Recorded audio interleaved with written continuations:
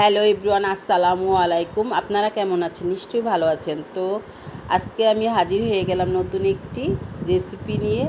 রেসিপিটি হলো chicken momo. Chicken momo বানাতে যা যা লাগবে সব এখানে নিয়ে রেখেছি। এই তো টমেটো সস, সয়া সস, মশলা, পেঁয়াজ, কাঁচামরিচ, এগুলো সব কিছু এখানে নেওয়া আছে। আর এই তো এখানে 1.5 কাপের মতো আমি ময়দা আগে থেকে একটা কড়াইতে রেখে দিয়েছি। সেখানে এখন চিনি আর গুঁড়া দুধ দিয়ে দিলাম হাফ চামচ করে। আর এখন একটু লবণ দিয়ে দিলাম হাফ চামচ। এখন এটাকে একসাথে করে শুকনো অবস্থায় আমি একটু মিশিয়ে নেব মশলাগুলো একসাথে।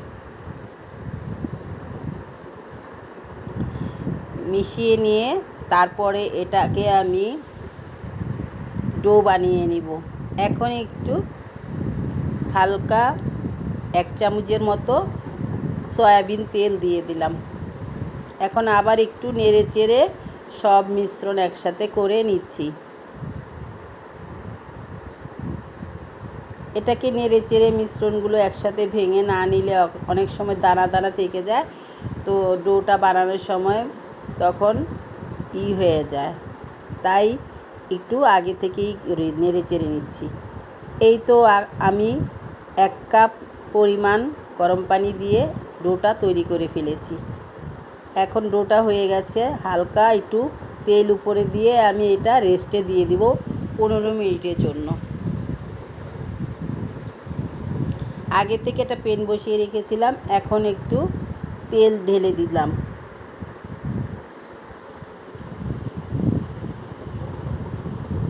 এখন পেঁয়াজ কুচি দিয়ে দিচ্ছি।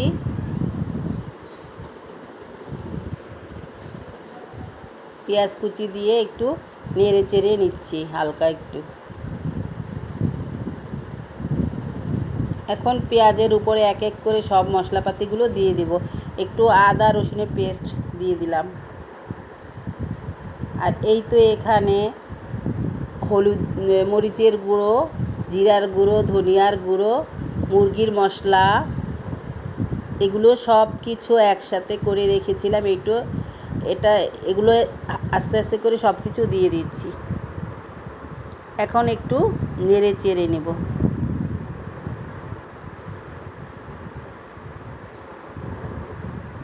এখন এই যে মুরগিগুলো কিমার মতো করে 250 গ্রাম মুরগি এখানে রেখে দিয়েছিলাম, সেটা এখন আবার এগুলো মশলার উপরে ঢেলে দিলাম। এখন মুরগিগুলো নেড়ে চেড়ে ভেজে কষিয়ে নিব। আপনাদের যদি বেশি বানান বাসায় মোমো, তাহলে বেশি করে মাংস নিতে হবে, কম বানালে কম। আমি 1.5 কাপের মতো ময়দা নিয়েছি, তাই আমি 250 গ্রাম মুরগির বুকের মাংস নিয়েছি কিমা করে। এই তো এখন 1 চামচের মতো সয়া সস দিয়ে দিলাম।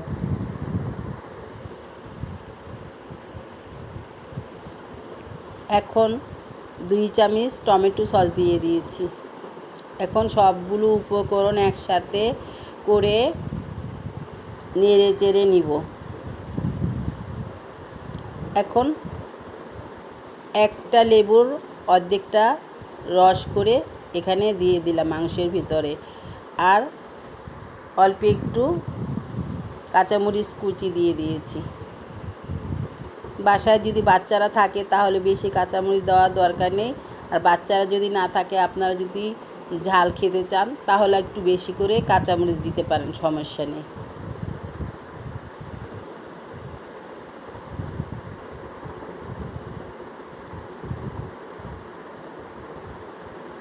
এই তো আমার চিকেনের পুরটা তৈরি হয়ে গেছে। এখন আমি সার্ভিং ডিশে নামিয়ে নিচ্ছি।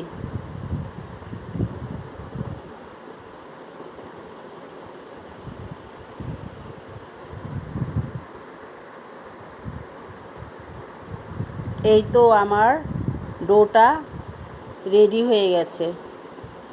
এখন আমি এটাকে রুটি বেলার পিঁড়িতে ডলে নিচ্ছি আরেকটু।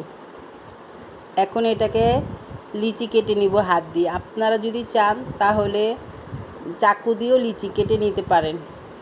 আমি বড় বড় করে লিচি কেটে নিচ্ছি, বড় করে 3-4টা রুটি বানিয়ে ওটাকে আমি কেটে কেটে নেব। এই জন্য এই তো আমার 5টা রুটির লিচি কাটা হয়ে গেছে। এখন আমি একটা গোলা দিয়ে রুটি বেলে নিচ্ছি।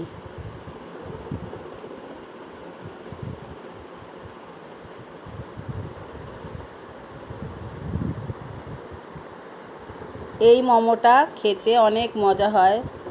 চিকেন মোমো বাইরের থেকে যে আর খেতে হবে না। আপনারা যদি বাসায় একবার বানিয়ে খান তাহলে বাহির থেকে এই মোমোটা আর খেতে হবে না, বাসায় বসেই খেতে পারবেন, আর এত টাকা খরচ করে আনতে হবে না।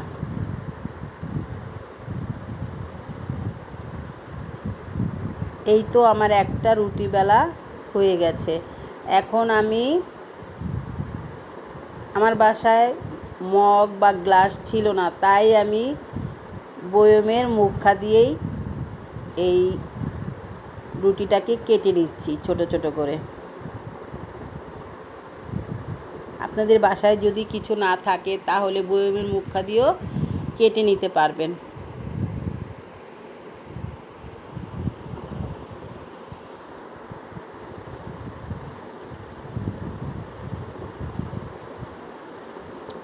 এই তো আমার মোমোর জন্য ছোট ছোট রুটিগুলো বানানো হয়ে গেছে, মানে কেটে নিয়েছি।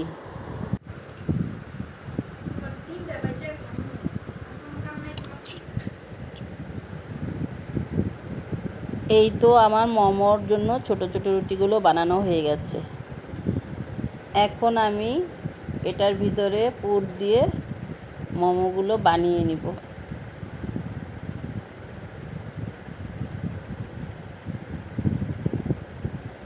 এই তো এখন আমি পুর দিয়ে দিলাম রুটির ভিতরে। দেখুন কিভাবে আমি মোমো তৈরি করছি। এভাবেও করা যায়, আবার অন্থনের মতনও করা যায়। আমারটা একটু ছোট হয়ে গেছিলো, ডিজাইনটা ভালো করে আসেনি।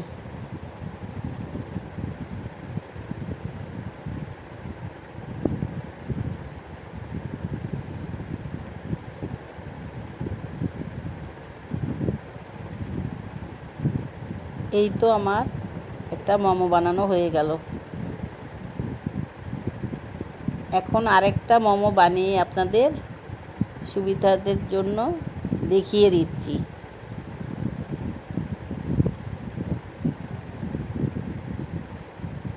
এই তো এভাবে চেপে চেপে নিয়ে অন্থনের মতো করে মোমোটা তৈরি করে নেব।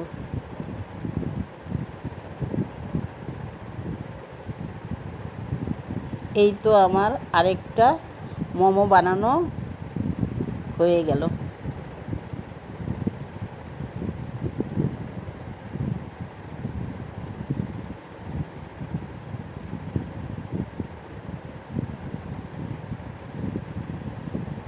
এই তো সবগুলো মোমো এক এক করে আমি বানিয়ে নিয়েছি। আরেক ডিজাইনেরও মোমো বানিয়েছি এটার সাথে, দেখতেই তো পাচ্ছেন আমার মোমোগুলো হয়ে গেছে।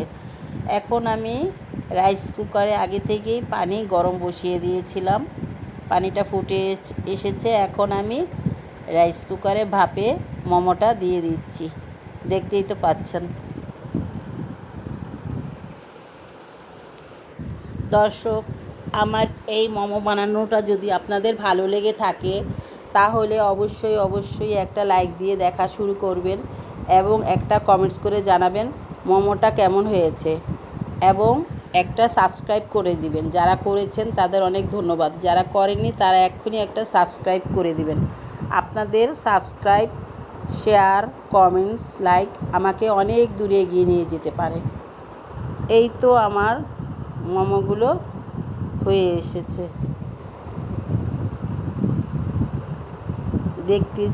দেখতেছিলাম ভাপাটা হয়েছে নাকি।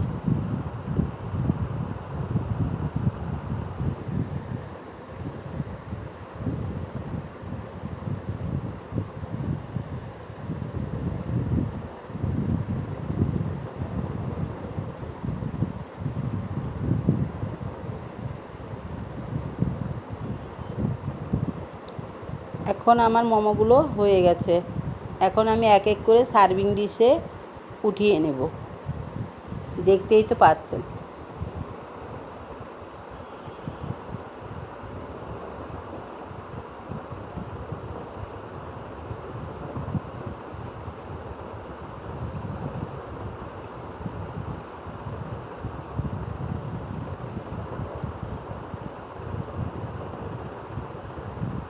আল্লাহ হাফেজ।